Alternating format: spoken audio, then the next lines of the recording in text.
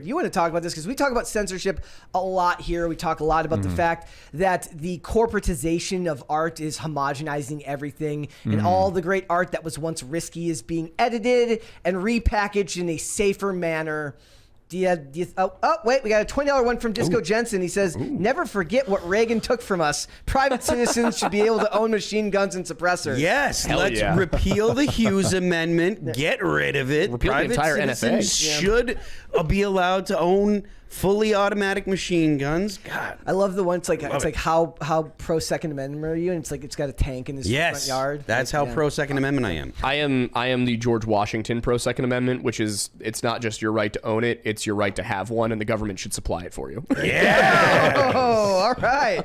So the French Connection. Let's talk about it because, like I said, we are in an age now where stuff is getting censored constantly because of the whims of a few angry people on Twitter and the general discourse in society, which seems to be utterly terrified of accepting that times used to be different and that, just because perspectives have shifted does not mean that we need to go back through and homogenize and sanitize everything that once was. Do you think this is something that's going to keep going, or do you think it's going to end up plateauing and we're going to get... I do think it's going to keep going, and it's very unfortunate and sad, and as we talked about earlier, it just means that people are going to have to start buying physical media. I highly recommend people read my colleague John Nolte's articles about this at Breitbart News. We love John Nolte here. John Nolte's great. We want John Nolte. I want him on this show. He's so funny. No, he'd be great to have here. But so what's really offensive about what they did with the French Connection is that it happened in the dark of night, and we don't even know who did it. We don't know if it was Disney, because Disney acquired 20th Century Fox.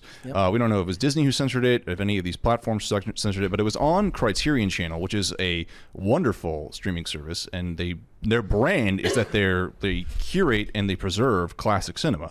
And the fact that they had this scene that was censored, they cut out Popeye Doyle, Gene Hackman's character, saying the N-word and saying a slur about Italians, and it shows his character is multidimensional. It shows his character is simultaneously a hero, but also a very flawed individual, and the whole movie is about his obsession and the damage that he caused through his obsession. So by taking that out, it eliminates a facet of his character that informs us as an audience, and they're censoring that to basically correspond with modern audiences, and they didn't tell anyone about it. They didn't put out any warnings. They didn't put it, and they just thought that they could do it, and then finally some bloggers found out about it and blew the whistle on it, and it's not becoming as big of a story as it should be. This is really upsetting, and lovers of cinema should be up in arms about this. Well, it's like repainting part of the Mona Lisa without telling anybody. Like that's I know that's hyperbolic. The Mona Lisa is obviously one of the best known works of all time, but like you are taking an artist's vision and you are changing it because you don't like it, and that's not that's going to take away from the story, and it's not acceptable. Who did the actual editing? We don't know at this point. We assume that it's Disney because they acquired 20th Century Fox. Fair enough. And Disney, takes a blowtorch to anything that's art these days. Do you think part of this is because they're afraid because the character is technically the protagonist, right? So yes, I think that's what they're trying to do. They're trying to say a protagonist who's a hero. Well, he can't say the N-word. He can't be flawed like that. No, man, flawed. Oh God, flaws and heroes. I feel like I learned something about heroes and flaws in English class. There was a whole.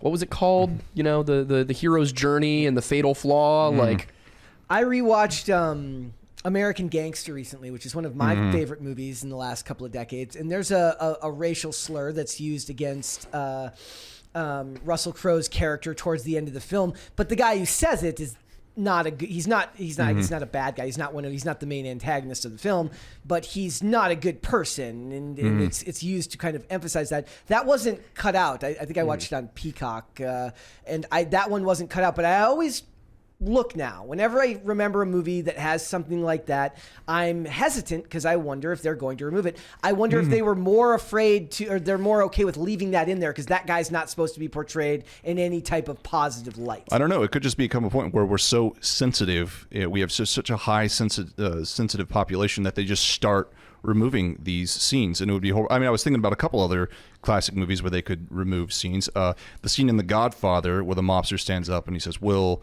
distribute drugs amongst the colored people. They're animals anyway, so let them lose their minds. They could easily remove that scene. Just take it out of there. We don't want to upset certain people and we'll take it out, even though it's from a mobster. It's giving content. These are all bad people talking about their evil business that they do, but they may just remove it.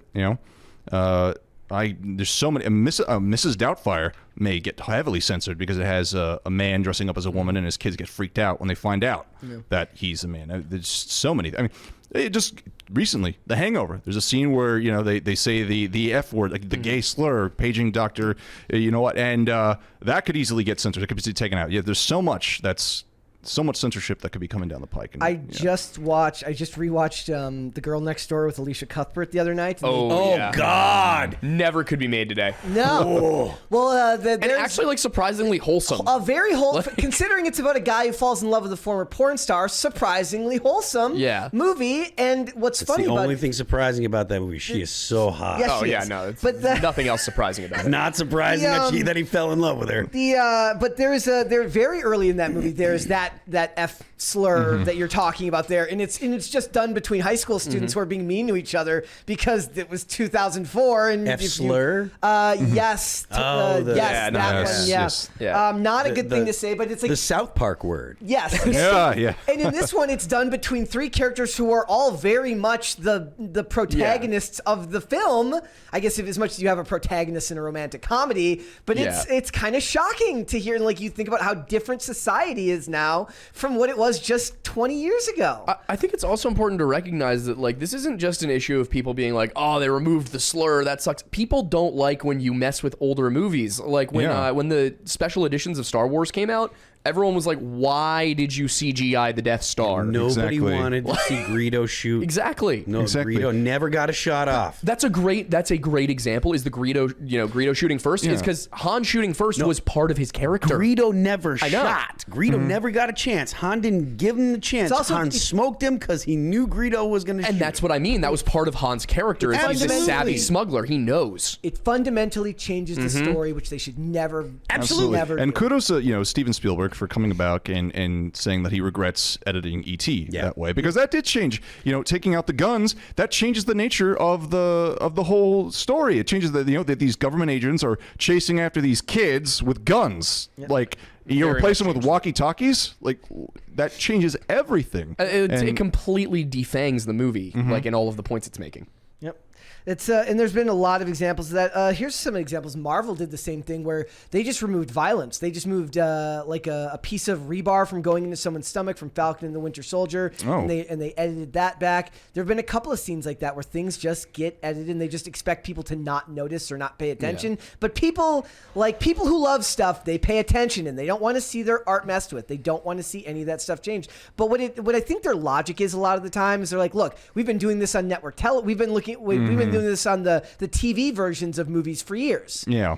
But that's the problem. People are now in an era where they don't have to worry about that. You should be able to watch your movie and not have to worry about watching a television edited version of it, because that's not what you pay for when you pay for these streaming services. And that was back when it was just to meet censor. FCC would that be the FCC? Yeah, there would just be there's a difference between, okay, we're going to censor this for a specific platform and distribution that we have to go through, but people can always pay for the legitimate version. That's always going to be available, and they snuck it. Like, the whole point is they did this in the dark of night. They didn't even tell people that they were doing this. Like, people are paying into Criterion because they believe that this is where real movies are preserved, and they did it without saying it, so it's very unfortunate. It's also like extremely Orwellian. It's on the nose Orwellian. This is 1984.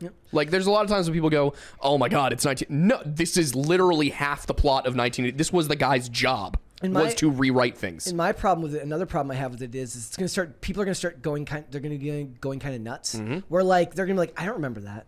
Like, and then nobody tells them that anything's been changed, and they're like, "Wait, I don't remember that being that way." And then you kind of second guess yourself: did I misread that? Did I not actually understand what I was watching there? Was this different before? Yeah. Or am I an immoral person because I want to have the original? Yeah. That's what some proponents of this would be saying. It's like, oh, what? You want to hear the N-word? You want to hear the N-word in a movie? What's wrong with it? It's like, no, I don't want to hear the N-word. It's that Friedkin, who created the French Connection, he clearly had a vision for what Popeye Doyle's character was. He's a flawed person who does some good things and does some bad things, and you as a viewer are supposed to watch that and come to a conclusion with that. That's what he was trying to do, and to take that away, to destroy that, is a horrible thing to do. Yeah. It's destructive. Like Yes. you really hit the nail on the head. yeah. Calling it to point out that it's destroying that. It is destructive of the story, because human beings are complex, and half the time, at least, actually probably more than half the time, we don't know why we do the things we do. It's mostly we rationalize afterwards. We go through the motions of things. We do things that our emotions tell us to do, our guts tell us to do, and then we just come up with a story that fits, that we tell people or tell ourselves, because we really do like, people don't rationalize. Whoa! Already? Let's go! 33 minutes in, we get the crisis party. You guys are great. Wow. Thank you, guys. We appreciate it. Thank you. But yes, that's the thing. It's just so much rationalization, and to take away the bad things in characters makes characters less like human beings that are watching the show. Yeah. It also discourages newer artists from creating more complex characters. Absolutely. 100%. That's absolutely correct. 100%. 100%. Yeah, if you want to see, a movie that tries to create characters that correspond with our modern sensitivities, watch the Disney Star Wars. Yep. They're boring and awful. I mean, they're so horrible. Lucas's prequels are not good movies, but they're not. They're not good movies. But the Disney versions, which I would say are better produced, are horrific to watch. They're boring, and I would rather watch Lucas's prequels any day of the week. Oh yeah. We've entered. John Lee has talked about this a little bit. We've entered an interesting time where the movies are so corporatized, so sanitized now, that they could actually be technically good, but now mediocre stuff from like the 90s I'd rather watch. Oh yeah, because there's a kind of spirit to it that doesn't exist. Literally. Okay, in our I have movies the now. soul. Yeah. everything I love is from the 90s. Like I recently rewatched The Transporter. It's freaking awesome. The original Bournes from the early 2000s. I'm not so much more soul to those movies. I'm not going to get too in depth on the Star Wars stuff here, but the prequels, at least they had a story that was He actually understood. Somewhat complex. Yes. There was nuance in it. The fact that there was political intrigue was kind of interesting, even though it was written in a way that younger people could understand. It wasn't super deep or super complex, but still it was more than the hero's journey. Yes. Also, guys, we got a $20 Lucas super was chat. at least a storyteller. Yeah. We got a $20 super chat from Tony Guevara. Says, "Ree." Okay. I don't think I got all the E's, but I got most of the E's. Most Thank of you, them. Tony. Okay. But All right. The good thing about the prequels is it was a different story, and it did really fill in the blanks of how Anakin Skywalker became Darth Vader, and it fit with the fact that all of Star Wars is about Anakin Skywalker and his family, and then they just ruined everything with the sequels. Which is just astonishing to me, because the excuse is like, oh, sorry, we didn't go into it with a coherent story. Like, you had the entire expanded universe. There was so much stuff that was considered canon for decades that you chose not to use.